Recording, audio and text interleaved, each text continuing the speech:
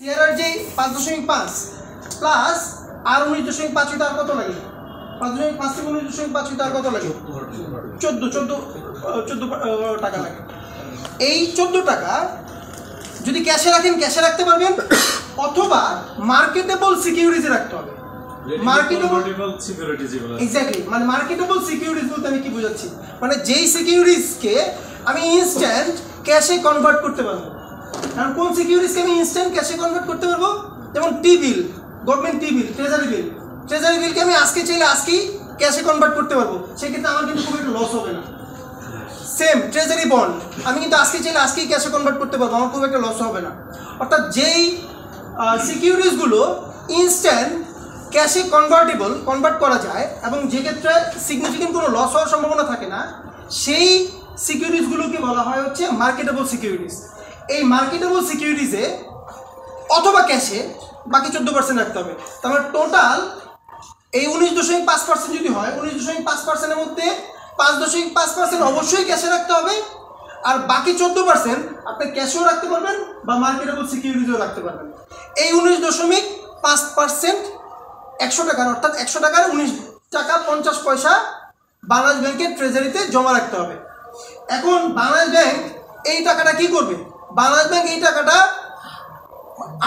আমার টাকার সিকিউরিটি হিসেবে জমা রেখে দেবে। আমার টাকা মানে ক্লায়েন্টের টাকার সিকিউরিটি হিসেবে জমা রাখবে, এবং যখনই ওই ব্যাংকের ক্যাশের সংকট হবে, ক্যাশের প্রয়োজন হবে, তখন ওই ব্যাংক বাংলাদেশ ব্যাংক থেকে এই টাকা নিতে পারবে। আমি কি বুঝাইতে পারছি? এই জিনিসটা এরকম কাজ করে। আমার মনে হয় শুধু তাই না, বাংলাদেশ ব্যাংক চাইলে এটা ট্রেজারি বিল বন্ড যেটা করতে পারবে। হ্যাঁ বলেন। আপনি যে বললেন 19.5% বাংলাদেশ ব্যাংকের ট্রেজারি বন্ডে রাখা আছে, তাহলে short term application meet up করার জন্য যখন কোনো কাস্টমার ব্যাংকে চেক ড্র করবে, তখন কি ব্যাংক তার যে এক্সিস্টিং বন্ডটা সেখান থেকে টাকা দেবে নাকি ওই ট্রেজারি? এক্স্যাক্টলি, এইখানেই হচ্ছে ব্যাংক তার এক্সিস্টিং যে ফান্ড, প্রথমত ওই ফান্ড থেকে টাকা দেবে। এটা বাংলাদেশ ব্যাংকের 19.5% থেকে টাকা নেবে না।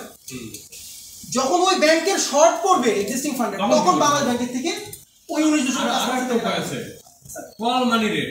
এক্স্যাক্টলি, এটা হচ্ছে ওই 19.5% এর বাইরে আবার কল মানি রেটে যাবে। চিন্তা করলে ওই 19.5% হাত দেবো না। তুমি ভাই ব্যাংকের ডিরেক্টর, আমার দোস্ত আরেকজন ব্যাংকের ডিরেক্টর, দোস্তের 15 দোস্ত, আমার কিছু টাকা লাগছে, এক ব্যাংক আরেক ব্যাংক থেকে টাকা ধার নিতে পারে। এখানে আবার ইন্টারেস্ট আছে। একদিনের জন্য রেট, কয় দিনের জন্য দিলে তোমার এটা আবার চেঞ্জ হয়, এবং ঈদের সময় রেট বেড়ে যায়, আবার অন্যান্য সময় ডিপেন্ড করে ডিউরেশন হয়, কোনটার জন্য হয় এক্সেল কল মানি কপি দিচ্ছে আবার দিয়ে দিবা, এটার জন্য ইন্টারেস্ট আছে। এটা হলো কল মানি রেট, মানে ব্যাংক টু ব্যাংক যখন মানে লেনদেন করবে এটাকে কল মানি রেট। বাংলাদেশ ব্যাংকের ডিফাইন্ড রেট আছে। বসো বসো বসো বসো। আর